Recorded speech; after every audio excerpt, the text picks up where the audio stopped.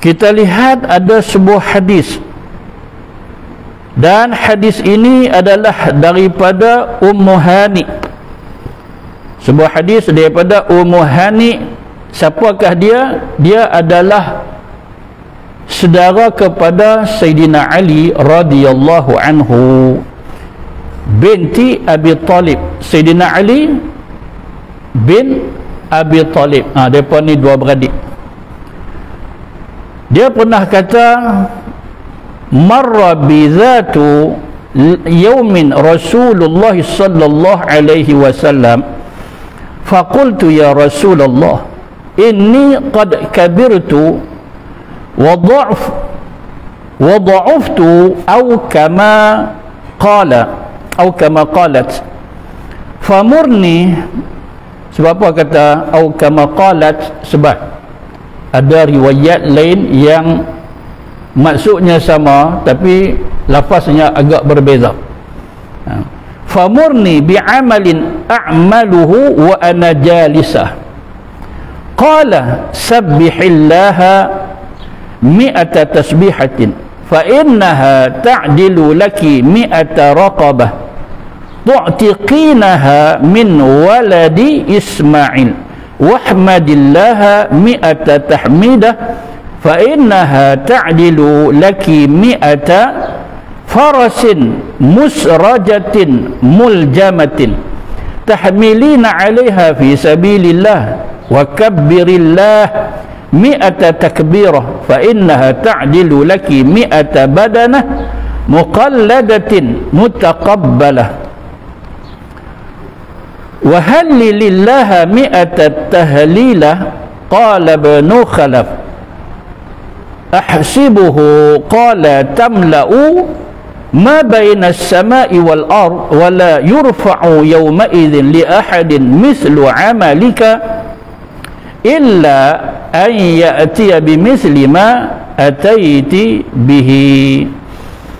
Ada baris yang salah pada matan ini, yaitu wala yurfa'u yawma idzin li ahadin mithlu amaliki, merujuk kepada Ummu Hani. Siapa dia? Dia nama dia Fakhitah binti Abi Talib. Baik, apa artinya? Suatu ketika Ummu Hani binti Abi Talib, dia kata apa? Dia kata suatu hari Rasulullah sallallahu alaihi wasallam lalu di hadapan saya, lalu saya pun berkata, wahai Rasulullah, sesungguhnya saya sudah tua dan badan saya sudah lemah. Fakhitah ni bila dia dah berusia sangat dan badan dia uzur, maka kebetulan Rasulullah lalu depan dia. Dia kata macam tu, ya Rasulullah, saya tak apa nak sihat macam dulu, berumur dah ni. Atau perkataan seperti itu, tunjukkanlah kepada saya ya Rasulullah amalan yang boleh saya lakukan sambil duduk. Nak berdiri macam biasa dah tak apa larat dah. Lah ni saya pun banyak duduk daripada berdiri. Ada amalan yang hebat bila saya buat pahala dia besar, tak gaduh berdiri sambil duduk je. Ni alhamdulillah ni kan. Kita dapat pagi ni satu hadis yang insya-Allah kita boleh amal kan. Nak dapat pahala besar, tak nanti boleh berdiri, otak sihat insya-Allah boleh pahala banyak. Tapi bila dah uzur, pahala tak boleh nak banyak dah kan. Kita masa kita sihat, masa kita muda, kita praktik betul-betul hadis Nabi, rebut masa muda sebelum tua. Memang kita penuhkan masa muda kita, sihat sebelum sakit. Memang kita pun dah buat ketika sihat dulu, masa sakit kita akan teruskan. Bezanya dulu boleh berdiri ke sana ke sini, kuliah pun bukan kat sini sahaja kan. Merata kita ikut kuliah, tapi lah tak boleh lah, tak boleh. Bukan kata nak pijau sini pun rasa macam gagah lah main kan. Begitu. InsyaAllah Allah Ta'ala akan tuliskan kepada kita pahala yang besar. Sebab apa? Sebab sibuk sekarang ni pun Macam tak sibuk, kita boleh isikan masa seperti waktu lah kita lapang dulu. Kita sakit lah ni, kita buat ibadat waktu ni macam kita ni sihat padahal kita sakit dan sebagainya. Begitu. Jadi setengah orang dia faham apabila dah uzur ni pahala mungkin akan kurang. Sebab apa? Sebab tak boleh nak buat banyak, tak boleh nak dulu macam dulu gitu. Tapi ni apa yang Rasulullah sallallahu alaihi wasallam sebut kepada Ummu Hani. Maka Nabi sallallahu alaihi wasallam kata kepada Ummu Hani, bertasbihlah kamu kepada Allah 100 kali. Wahai Ummu Hani, bertasbihlah kamu kepada Allah Ta'ala 100 kali. Bertasbih ni iaitu sebutan subhanallah, subhanallah, subhanallah 100 kali kan? Tak payah nak berdiri, sambil duduk pun boleh sebut subhanallah, subhanallah, subhanallah 100 kali. Sekira kalau kamu buat begitu, maka seperti kamu memerdekakan 100 hamba daripada kalangan anak Nabi Ismail. Pahala dia seperti mana membebaskan 100 hamba. Mudah sungguh nak dapat pahala yang besar itu. Bebas satu hamba pun pahala dia banyak mana kan? Orang yang terkongkong kan? Orang yang diperhambakan, hamba dia arah sana sini tak bebas. Kita kalau tak bebas macam mana? Terkurung, nak buat apa pun terhad kan? Kena ikut arahan tuan. Kalau kita nak sekian, kalau tuan tak setuju tak boleh buat kan? Susahlah hati kita. Tiba-tiba kita dibebaskan, sonok dak hati kita, sonok, lega. Tu baru seorang, perasaan rasa macam baru seorang. Ni 100 orang hanya dengan ucapan yang cukup mudah. Bukan nak baca Quran sehingga khatam 30 juzuk sekali khatam, pahala dia macam bebaskan seorang hamba. Tak, bukan macam tu. Mudah aja. Subhanallah, pahala dia bebas satu hamba. Sebut lagi, sebut 100 kali 100 hamba kita bebaskan. Kemudian bertahmidlah kepada Allah 100 kali. Bertahmid pula, sebutan dia apa? Alhamdulillah, Alhamdulillah, Alhamdulillah. Jangan kalut, jangan laju-laju, jangan terburu-buru. Dia sebut satu-satu supaya sebutan itu jelas, huruf-huruf dia tak bertukar, dengan baris dia pun sempurna. Apa pula kelebihan kita bertahmid 100 kali, iaitu bagimu pahala 100 ekor kuda perang yang kamu bawa perang fi sabilillah. Maksud kita sediakan 100 ekor kuda, yang kuda itu orang bawa perang fi sabilillah. Satu kuda pun kalau kita letak satu kuda, habuan siapa-siapa nak masuk perang boleh ambil. Perang fi sabilillah kan? Walaupun sikit ya saham kita, pahala dia besar. Saya nak bagi apa ni? Apa pun saya tak boleh nak bagi kan? Mau adalah RM1, RM2 macam besar di sisi Allah Ta'ala. Ni kuda lagi kan? Bagi sihat-sihat, makan cukup, minum cukup apa semua, hantar masuk perang, berjihad fi sabilillah. Tu baru sekok kuda. Kalau 100 ekor kuda, Allahu Akbar, pahala Allah saja yang tahu, kami tak boleh nak kira betapa besarnya. Mudahnya kita sebut Alhamdulillah. Nabi kata berapa kali? 100 kali. Kemudian maka hendaklah engkau bertakbir kepada Allah 100 kali.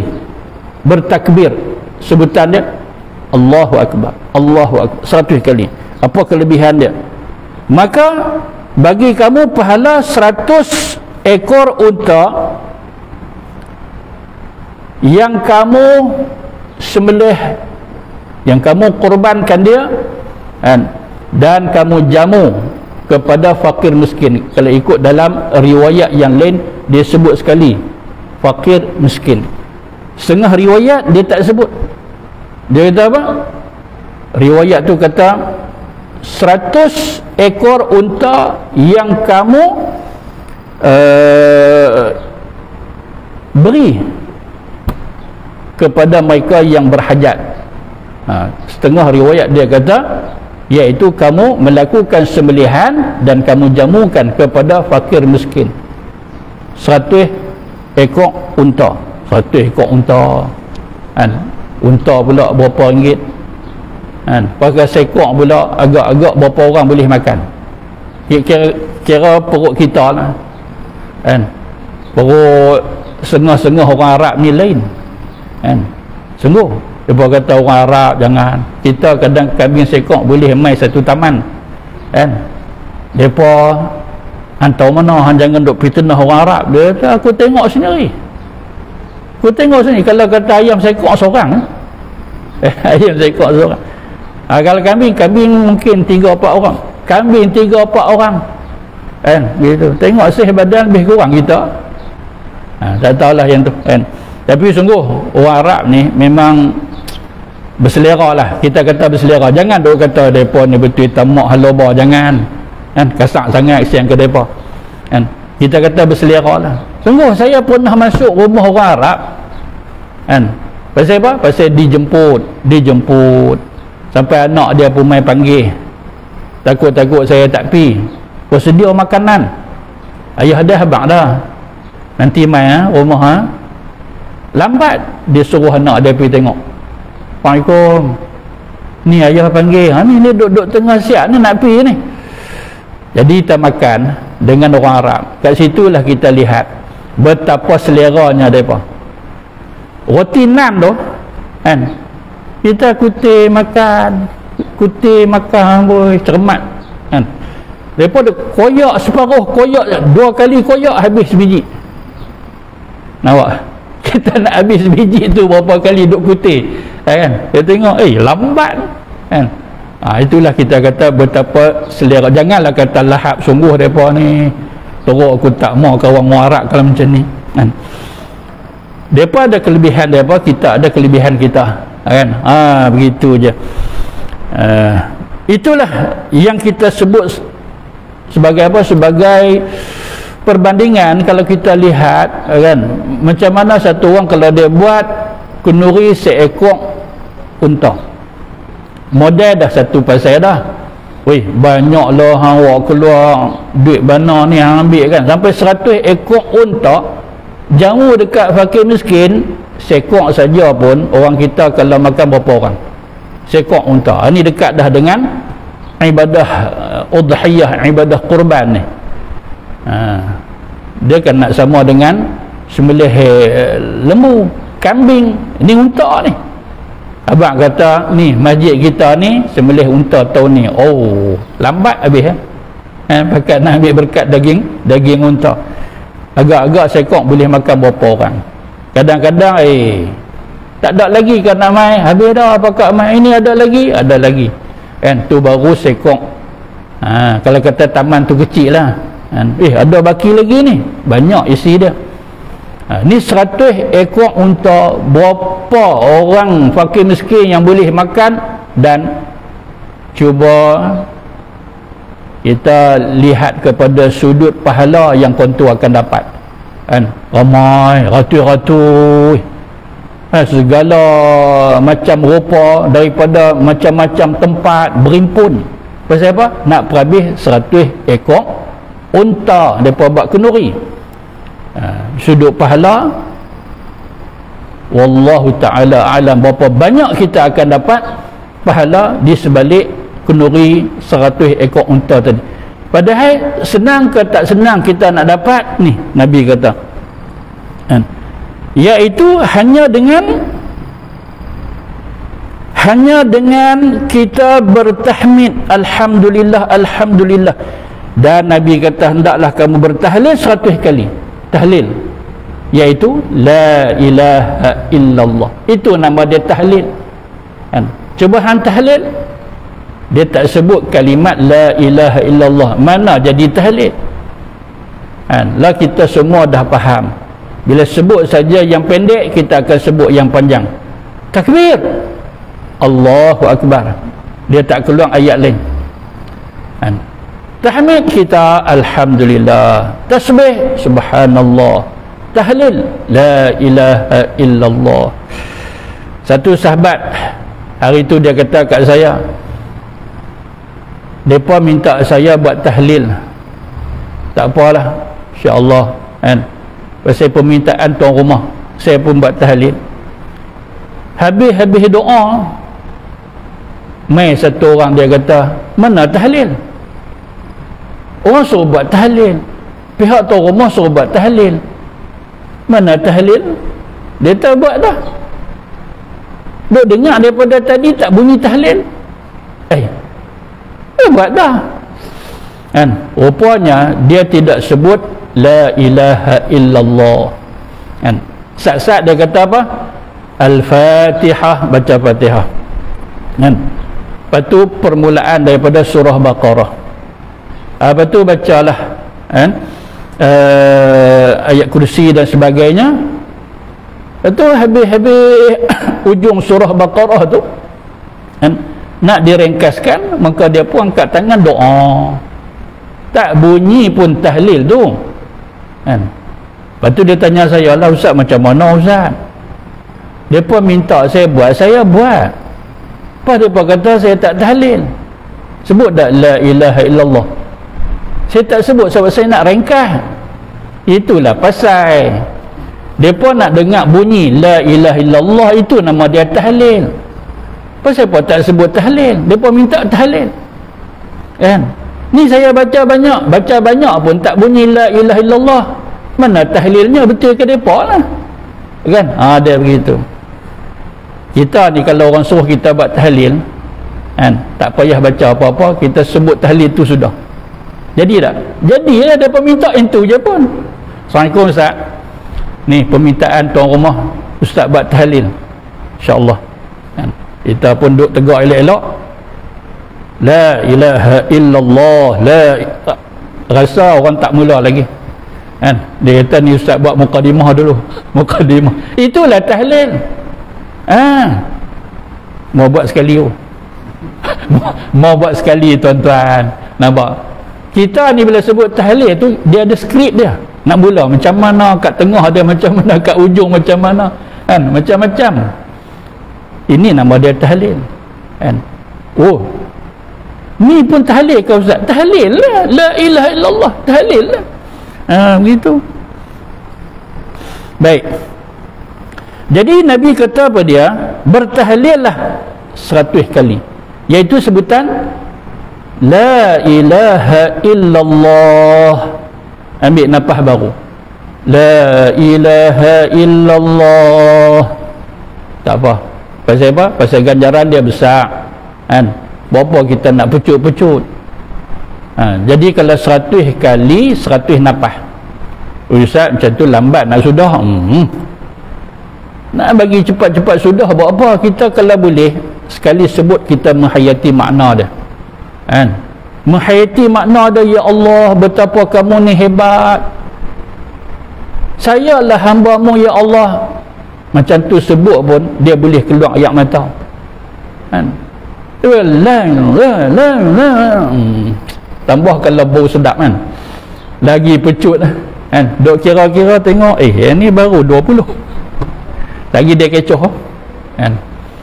Kalau dia kecoh, dia yang rugi kan? Sambil panjang tengkok tengok, hati dia kata durian bah. Lah mesin durian kan, durian apa, bau macam durian gitu.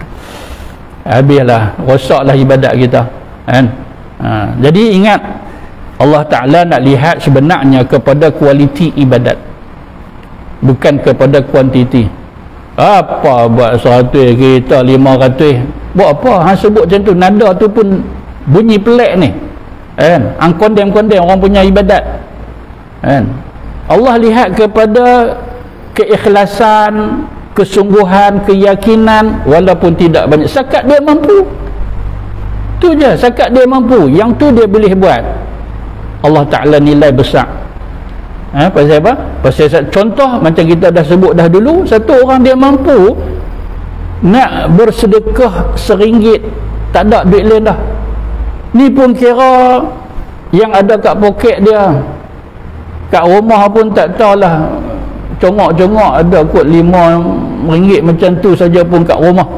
RM1 pada tangan dia sekarang itu adalah besar kan?